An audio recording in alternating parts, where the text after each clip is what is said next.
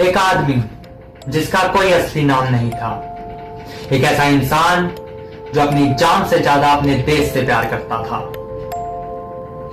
दुनिया उसे इफ्तिकार भट्ट के नाम से जानती थी, पर असल में वो एक इंडियन आर्मी का सोल्जर था। कश्मीर के अंधेरों में जहां हर चेहरा देखकर भी अनजान लगता है, वहां एक शैडो चलती थी, बिना डर के, बिना आवाज के, और उस शैडो का नाम था इफ्तिकार भट्ट।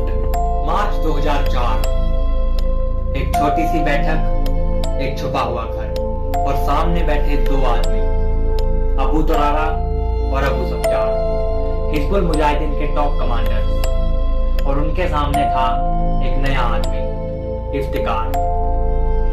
उन्होंने इफ्तिकार से पूछा, तू कौन है, हम तुझ पे कैसे भरोसा कर लें? इफ्तिकार मुस्कुराया और सिर्फ इतना कहा कि साल 2001 में इंडियन आर्मी ने एक एनकाउंटर में मेरे भाई को मार दिया और अब मैं उनसे बदला लेना चाहता हूं। अब इफ्तिकार के चेहरे पर असल में दर्द था या एक्टिंग, कोई नहीं जानता। दोनों कमांडर्स ने सोचा कि ये लड़का काम का है और उसे अपने प्लान में शामिल कर लिया। एक आर्मी कॉन्वॉय पर अटैक करने का प्लान बना, पर इफ्तिकार कुछ और ही था। एक दिन तुरारा ने इफ्तिकार से पूछा कि इफ्तिकार, क्या तू सच में इंडियन आर्मी से इतनी नफरत करता है? इफ्तिकार ने अपनी राइफल तुरारा के हाथ में दी और कहा, अगर मुझ पर शक है तो गोली मार। दोनों कमांडर्स मुस्कुरा दिए, लेकिन उन्हें नहीं पता था कि उनके सामने खड़ा इंसान वो आदमी है। दुनिया एक दिन मेजर मोहित शर्मा के नाम से सैल्यूट करेगी। मोहित शर्मा एक ऐसा ऑफिसर जिसे अपनी ट्रेनिंग से भी ज्यादा भरोसा था अपनी मिट्टी पर। एक ऐसा इंसान जो रॉ और इंटेलिजेंस ब्यूरो के लिए भी एक मिस्ट्री बन गया। ऐसा कॉवर्ट ऑपरेटिव जिसका मिशन था दुश्मन के दिल में घुसकर उसका विश्वास जीतना और उनके अंदर से ही उनके प्लान्स तोड़ देना और वापस सही सलामत आना। एक रात जब सब सो रहे थे, इफ्तिकार ने अपने मिशन को अंजाम दिया। अपनी छुपी हुई 9mm पिस्टल से दोनों कमांडर्स अबू तुरारा और अबू सफजार को मार गिराया और उनकी लाश के पास बैठकर ऐसे कावा पिया जैसे कभी कुछ हुआ ही नहीं। Mission complete. पर दुनिया को सिर्फ इतना पता चला और मोहित गायब हो गया। मेजर मोहित को सन 2004 में अपने इस ऑपरेशन के लिए सेना मेडल से भी सम्मानित किया गया। एक नाम नहीं, एक मिशन था। पर यह कहानी यहीं खत्म नहीं होती, क्योंकि सोल्जर की कहानी कभी भी एक मिशन से पूरी नहीं होती।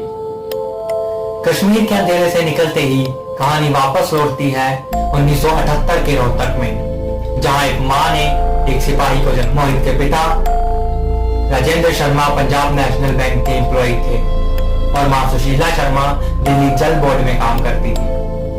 उनके एक बड़े भाई भी थे, मधुर शर्मा।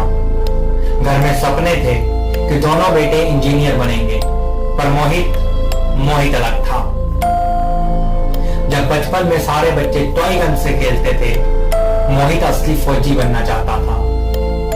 पर पेरेंट्स के सपनों के आगे मोहित के सपने तक मजबूरी थी और मोहित को श्री संत कर्नल Maharaj college of engineering Shegaon Maharashtra का भेज दिया गया। पर डेस्टिनी का प्लान कुछ और था।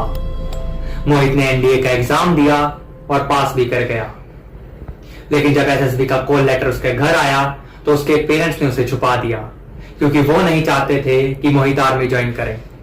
पर मोहित शर्मा किसी के डिसीजन से नहीं, अपनी ड्यूटी से बनता था। एक दिन मोहित ने डायरेक्टली यूपीएससी ऑफिस कॉल किया और कॉल के उस पार से आवाज आई, congratulations, you have clear the NDA exam.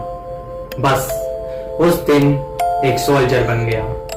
मोहित बिना किसी को बताए सीधा भोपाल गया एसएसबी इंटरव्यू के लिए, और वहां उसने वो जज्बा दिखाया जो हर ऑफिसर के दिल में होता। सन 1995 में मोहित सर ने एनडीए ज्वाइन किया और 1999 में वो कमीशन हुए as lieutenant 5th battalion the Madras regiment, और यहाँ से शुरू हुआ असली सफर। मिड 2000 में उन्हें कश्मीर भेज दिया गया 38 राष्ट्रीय राइफल्स के साथ अटैचमेंट, इंडिया की most active counter insurgency unit. वहां उन्होंने पहली बार देखा दुश्मन का चेहरा और अपने अंदर का जुनून, और फिर आया वो फैसला जो सिर्फ एक जुनूनी फौजी ही ले सकता है। उन्होंने वॉलंटियर किया पैरा स्पेशल फोर्सेस के लिए, जहां एडमिशन नहीं मिलता, क्वालिफिकेशन मिलती है। साल 2003 में पूरा हुआ उनका सपना और वो बन गए 1 पैरा एसएफ के कमांडो। हमने ट्रेनिंग में दिखाया कि क्या होता है एक perfect soldier, physically powerful, mentally unbreakable.